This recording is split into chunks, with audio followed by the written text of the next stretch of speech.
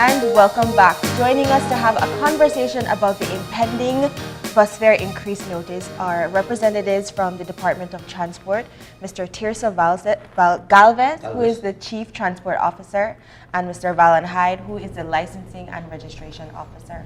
Good morning. And welcome to Open Your Eyes. Thank you for being here. Good morning. And I'd like to say good morning to all the viewers who are watching this morning. We're here this morning to basically to sensitize, and because we know that people are concerned, especially the commuters are concerned with the present. People are saying increase, but basically it is a restructuring of the bus fares throughout the entire country of Belize in respect to the public transportation throughout the country. No? Now, this is a very sensitive issue, and I think people who commute are very concerned, but I want to find out some of the background information first. Okay.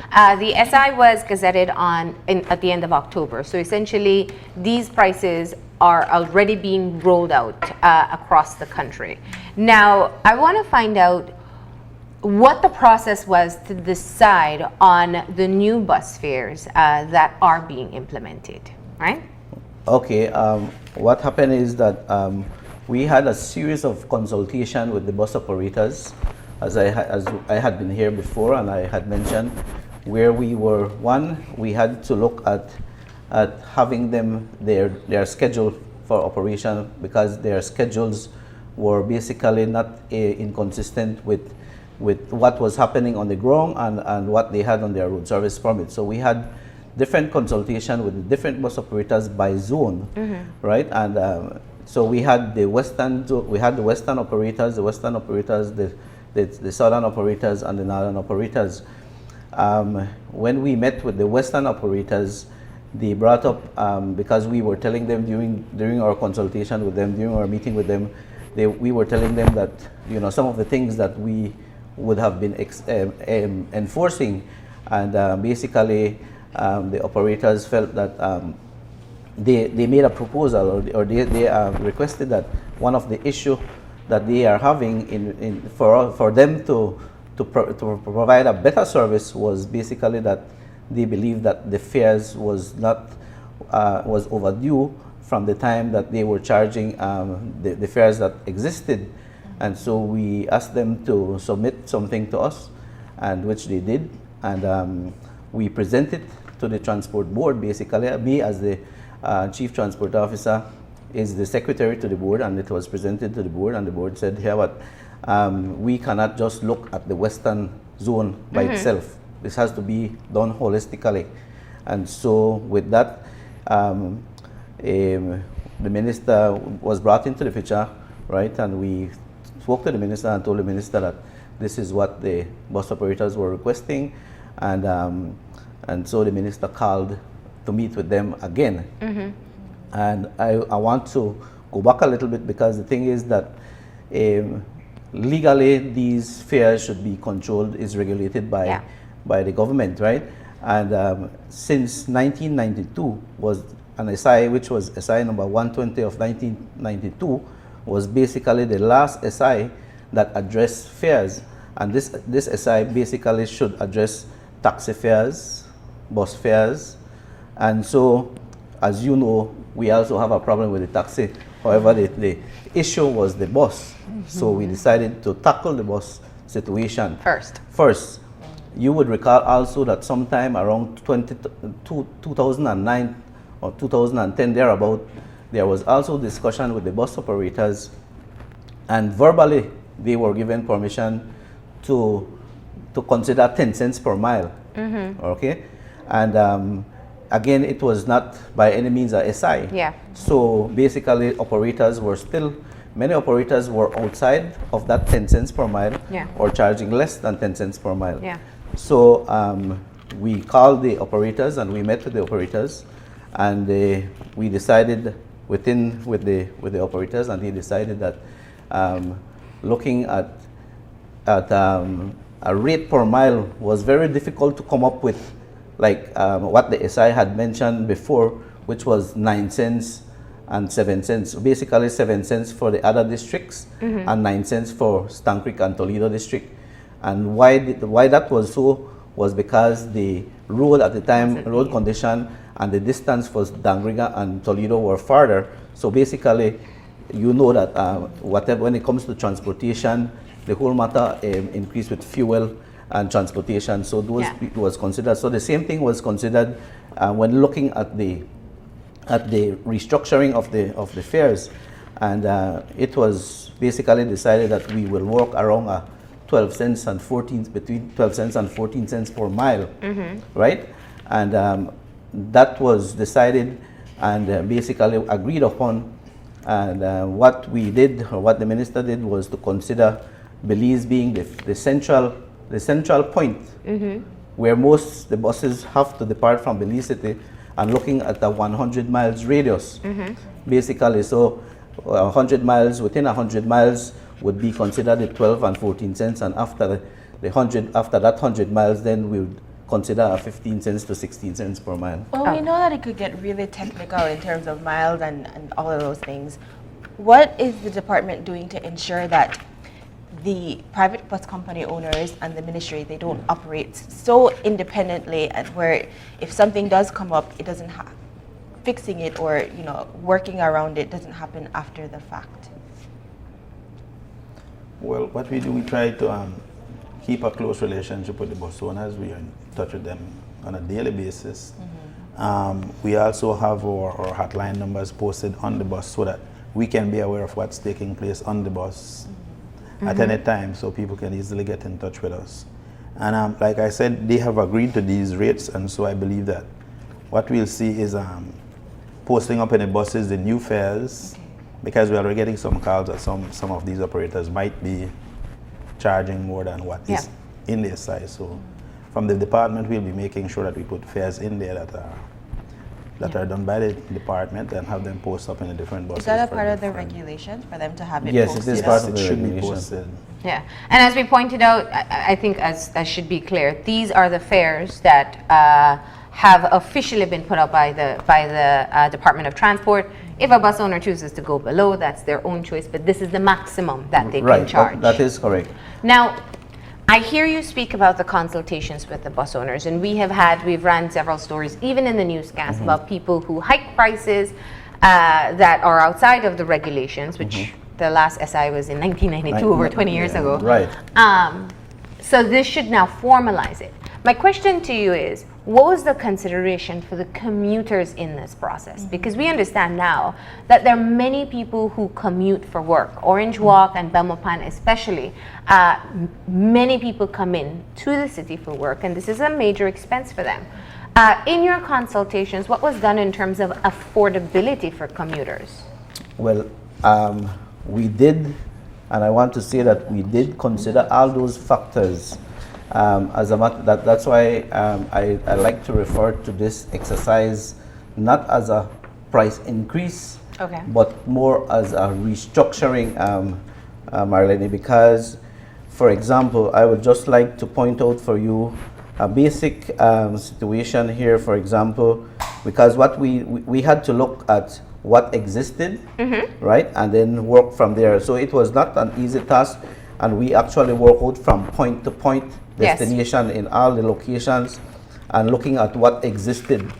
And we look, for example, at the southern part of the country, the southern part of the country, which is considered based on the poverty situation. You're looking down at that area, for example, where people used to pay, for example, from, let's put it from Dangriga to Kendall as an example. From Dangriga to Kendall used to be $5. Now with the new regulated price, it is $3. So that has gone down $2. And basically all those routes in the south has been reduced. Before they were up to like 25 cents per mile, even 29 cents per mile. For example, we had an issue from Dangriga to Mango Creek to Independence, right, which was $9, which was $9 per mile. Now it is down to $8 per mile. Okay, so it is not really an increase. it is. In most areas, you had pointed out to me earlier, there is a reduction. There's a lot of reduction, especially for the south. What was done was basically, and what people might seem to have been an increase, was basically with the short stops between the first 12 miles. Yes. Because now 12 miles is $2. Exactly. Anything between the first 12 miles will be $2. And it used to be. And it used to be before. It would used to be like maybe 150 or somewhere along that line, no? Or $1. Some people were charging $1, but now any distance between that 12 miles is $2. So if you're going 3 miles, that will be $2, and then after that, then we consider the 12 to 14 cents per mile. Okay. I wanted to piggyback off of your question, Marlene, because I feel it's really good to consider the consumer in this entire thing. I know in a lot of different countries they have transport cards where, because the system is zoned, so if you go from zone 1 to zone 2, it's a certain flat rate. So because especially if you're a constant commuter, it's going to be very difficult if you have to do it every single day. You know, you have to have a set maybe $10 for the day. What kind of discussions or what kind of movement can the department have in the ministry have in conjunction with the bus owners to come up with a system where we could develop cards and zoning so that it does become affordable and more predictable too. Yeah, exactly, predictable in terms of the fares. Well, basically the thing is, because it is a private sector thing, it's very hard. It's between the operator themselves trying to make that arrangement with the regular commuter to implement something like that, where they would have a regular commuter commuting on a daily basis, on a weekly basis, and they could probably afford to give that person a reduction in because they are a regular commuter. But in the case of Belize, we have a lot of regular commuters. I know I have plenty of friends who commute from Belmopan to Belize every single day or vice versa to encourage the use of national transport. Don't you think that having these set, predictable mechanisms in place, it would encourage better practices, development in terms of our national transport system? Well, we have been looking at some of these same things you're talking about that we use in the Caribbean and elsewhere, whereby people could indeed use cards on the buses and things like that. But what happened? The owners of the bus, the operators, would have to be in agreement, or we'd have to make it law that you must use it. So it will take some time to do it, and you have to bear in mind that there are a whole lot, hundreds of small operators in this business, and it's to get them to agree to certain things, you know. I think that's a valid point, and that's where I want to get to, because Vallan, you have a very tough job, because I'll tell you this, and I have to be very cognizant, we have to be very cognizant of the viewers right now. People are watching and saying, you know, you guys are thinking about the bus owners and that they have not been able to charge adequately, but the consumer experience is not one that people enjoy. There are overcrowded buses, there are buses racing on the roads, and these are things. We don't need to give you statistics. You know this takes place. There are rude conductors. There are people who don't give priority service to senior citizens. There are people who perhaps are not given a regular customer discount as would be expected in any part of the world. And the customer experience is severely lacking. What is being done in terms of the licensing and registration? Now that the bus owners have had the chance to sit with the transport department, and I understand what you're saying, having prices from 20 years past is archaic. Obviously, it was archaic. It had to be updated. But if a commuter to Belmopan will pay $1 more now, are they going to be paying $1 more for the same service or worse? Well, no, that was a part of the discussions that we had, and it was clearly outlined to these bus owners. You're getting something here.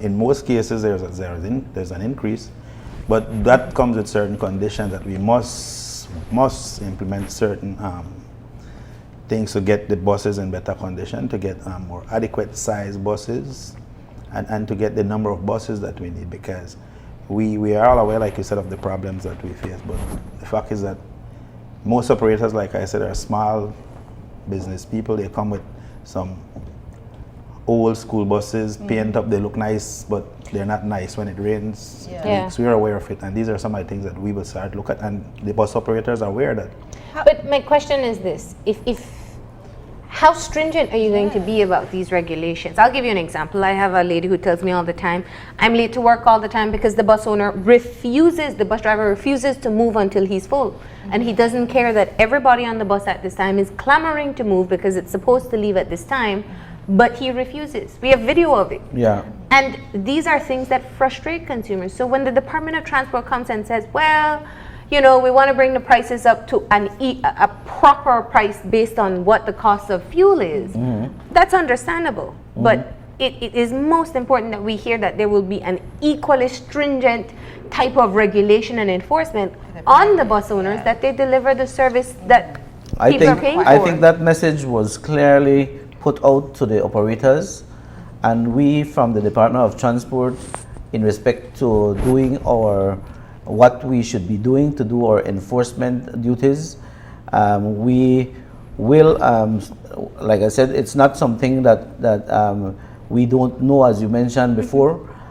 Just this morning coming, we were speaking about the same situation where we have bus operators feeling that they must not leave the terminal until they are already filled, and they are not thinking that down the road you have so many people waiting for them. So all of this, or that people schedule their exactly, and they must realize that, and we keep telling them that basically they are in the business and the people are their employer, because the thing is that basically it's the commuter that have them operating, and they must provide this type of service. So we have gotten their commitment, and from our side, like I said, we will ensure that they comply with the basics that they should have, for example, to have their buses running.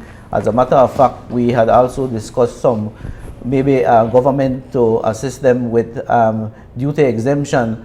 We are going to put forward a cabinet paper basically, because we want to phase out those buses. Basically, we are saying that those blue board buses should not be used for public transportation. However, they are saying, okay, we want to get new buses, but the duties are very high.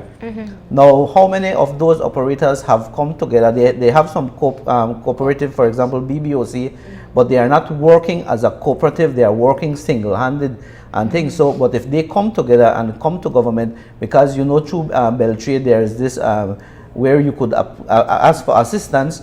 It's just like with the tourism industry, where the people who are involved in the tourism industry, they buy brand new vehicle and they get duty exemption.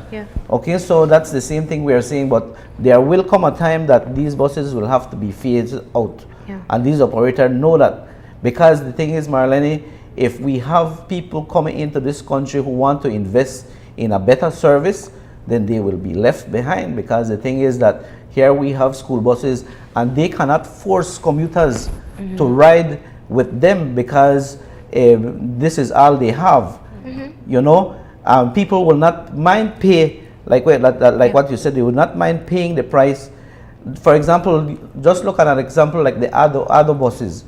Okay, the other buses charge $19 from Belize City to Bacalar, because basically Belizean can't get on here and come off in Orange Walk.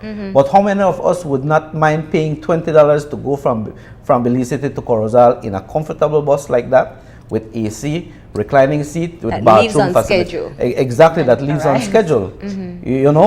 So the bus operators feel sometimes that they want to hold people at ransom, that you must ride this my bus, and you must, because that's the only option. Exactly, But see, that's where my question is. If they have this mentality, because it is the only option for people. And is there a move to be able to put regulations in place that will reduce these challenges that we are seeing in terms of the manipulation by the bus owners and drivers at this point in time? Because you can control prices, and I know things like overcrowding and whether or not the physical condition of the bus is roadworthy. But you're looking at behavioral practices that we know are wrong. I mean, you're saying it's wrong, we know it's wrong, the customers know it's wrong, but there's nothing in place in terms of code of conduct or regulations or something to be able to say that you must be able to deliver the service that you say you're going to deliver. Or you can't operate. Yeah. Right. When will we move in that direction? What we will do now, Marlene, is that there are rules and regulation already existing in respect to operators not falling within those guidelines. Yeah. Where if an operator, for example, commits repeated offense and they are being taken to court or has been issued, where that information could be addressed by the board, and the board could suspend or revoke a particular road service permit for these type of violations. Okay. You understand? So that many times some of these operators, the conductor or the drivers, are being taken to court, and you know that the operators or the owner of those buses do not know that this is happening, because what's happening there is that the driver is taken to court. If we take them to court for any offense under the regulation, it's $500 plus $5 cost a court. And normally when they are being charged, for example, for the most common offense, excessive passengers not properly seated, which is being done, it's $1,000 plus the $5 cost a court. That money that is being charged to these people comes out right out of the purse so the owner doesn't know many times that this is happening, right? When the owner will know is that when we write to them and tell them that your bus company has so many violations and repeated violation, and we will address this situation and take it to the board. So indeed that these operators out there need to know what is happening with their business, and when we meet with them, we tell them the same thing: go back and talk to your drivers and conductors, to do the right thing. So we don't talk. There is a hotline that people can call. So if you see a bus that's speeding, if you are in a bus that is committing an infraction or something that you think is wrong, where do you call? We have a 637-1070 hotline number, and that number was down for a while. We recently got the phones back running, thanks to BTL. They donated back our phones, and so we have that hotline number operational now. So and it's free to use? You call the number and somebody will answer, and whatever complaint, whether it be if it's a issue that needs to be addressed immediately, and we would if we have the personnel out on the road, and that's another thing, because human capacity, and we don't with this new budget year, we will request for more manpower. For example, right as speaking now, the Department of Transport enforcement capacity is very limited. We have approximately 33 enforcement officers for the entire country of Belize. Imagine, and so even the Belize City Municipal Traffic Department has more enforcement officers than the National Transport Department. Yeah. So that in itself is a hindrance to our capacity to do what we need to do. We have now gotten vehicles, brand new vehicles for our location.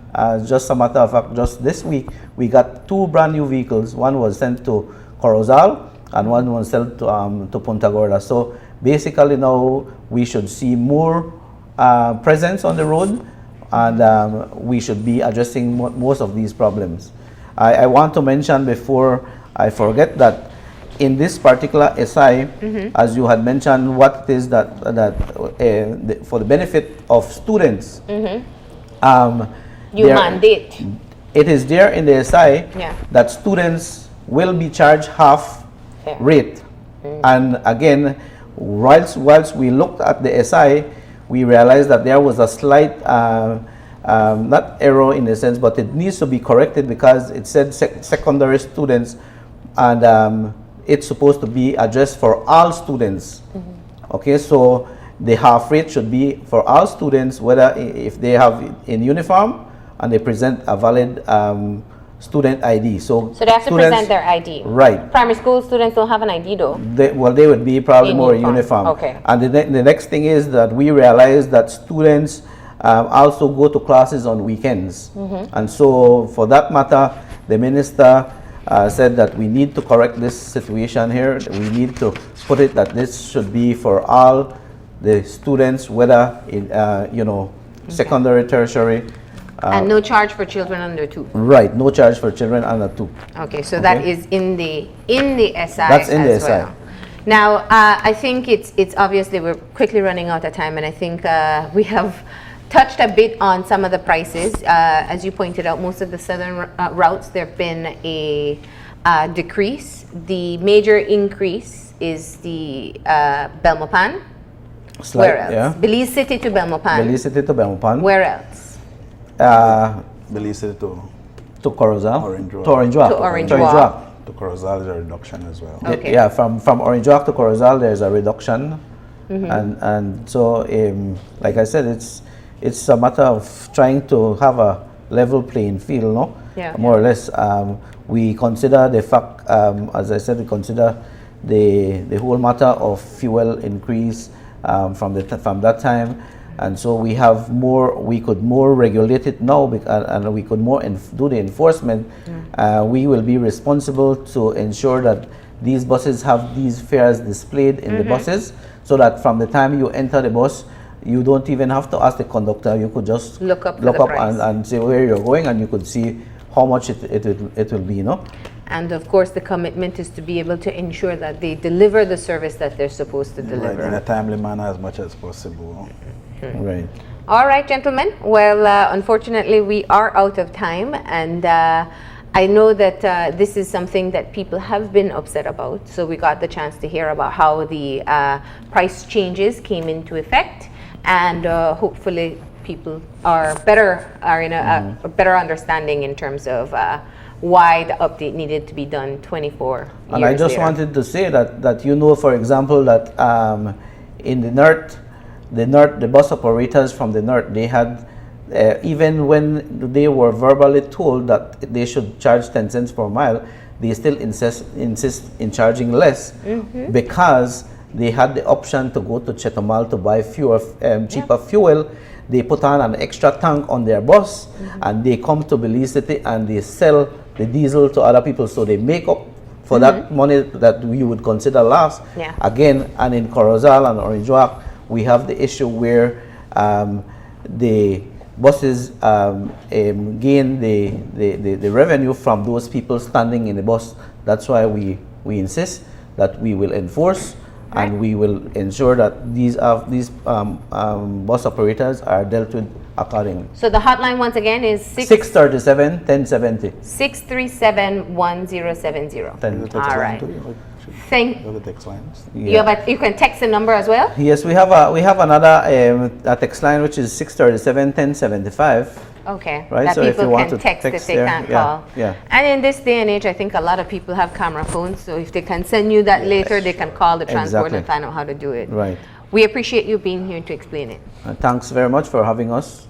All right. We're going to go ahead and take a break. When we come back, we'll be speaking to representatives and vendors at the northern shops about their upcoming sales, so stay tuned.